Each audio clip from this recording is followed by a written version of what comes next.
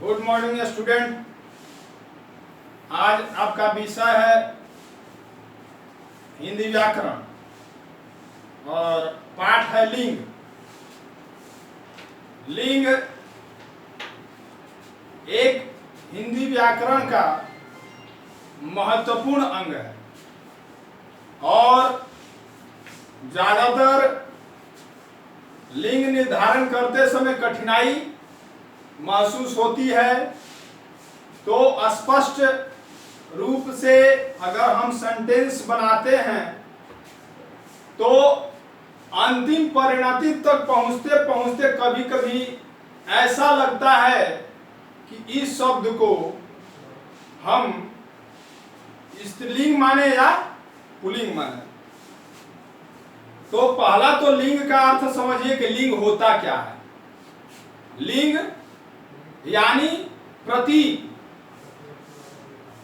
प्रतीक किसी चीज का प्रतीक, यानी उससे पता चलता है कि उसका लिंग क्या है, वह स्त्री है या पुरुष है।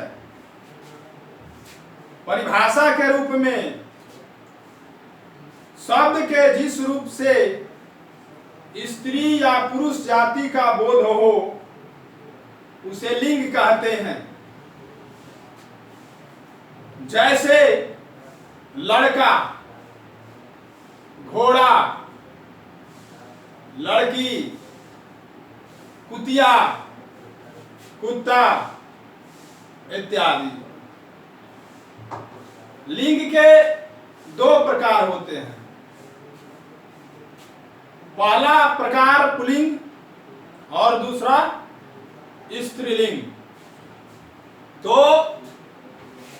जिस संज्ञा शब्द से पुरुष या नर जाति का भेद हो उसको पुल्लिंग कहते हैं और जिस संज्ञा शब्द से स्त्री या मादा जाति का बोध हो उसको स्त्रीलिंग कहते हैं।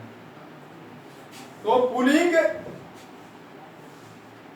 यानी कि पुरुष जाति का बोध कराने वाले शब्द होते हैं, जैसे नौकर, घोड़ा इत्यादि। और स्त्रीलिंग तो स्पष्ट है कि स्त्री जाति का बोध कराने वाले शब्द को स्त्रीलिंग कहते हैं, जैसे नौकरानी, गाय इत्यादि। अब थोड़ा सा कुछ विशेष स्थिति को भी देखेंगे। कुछ निश्चित शब्द होते हैं जो हमेशा पुल्लिंग होते हैं। अगर महीनों का नाम ले तो ये महीनों का नाम पुल्लिंग होता है। किसी राज्य का नाम पुल्लिंग होता है।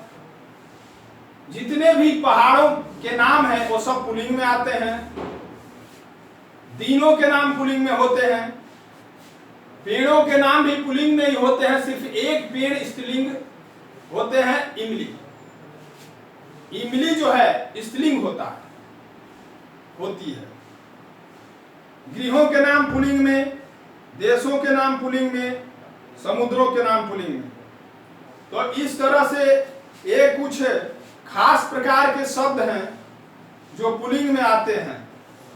और स्त्रीलिंग के लिए भी कुछ खास शब्द हैं जो हमेशा स्त्रीलिंग होते हैं, जैसे भाषा के नाम, तिथियों के नाम, कोमल भावों के नाम, नदियों के नाम,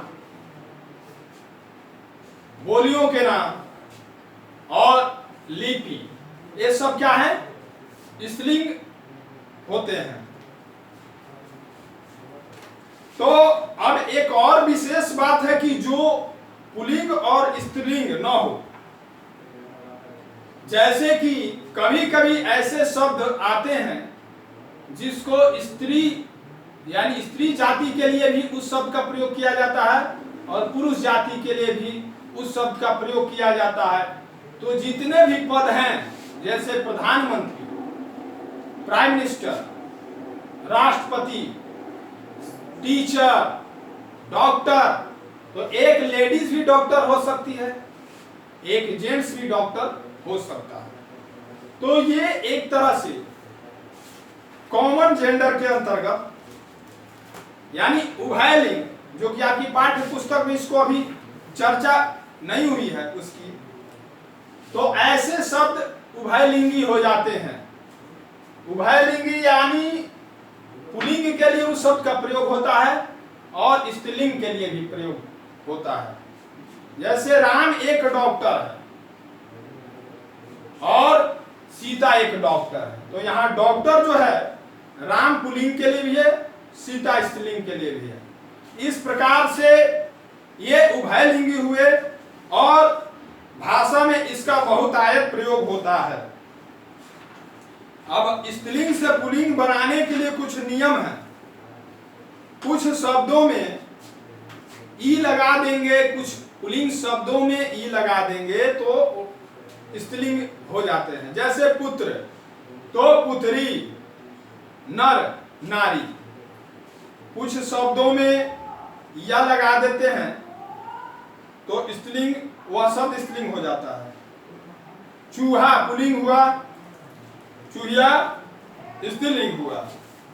बहुत ऐसे शब्द हैं जिसमें सिर्फ आनी लगा देते हैं तो वह पुल्लिंग शब्द स्त्रीलिंग हो जाता है।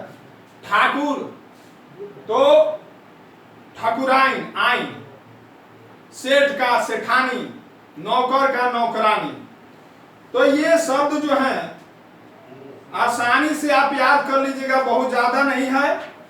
और अभ्यास प्रश्न है जिसमें आपका क्वेश्चन है, आसानी से इसको क्वेश्चन का आंसर लिखिएगा और वैकल्पिक प्रश्न है उसको भी कर लीजिएगा। अगर समस्या होगी तो हमें बताइएगा। अगले वीडियो तक के लिए थैंक यू, धन्यवाद।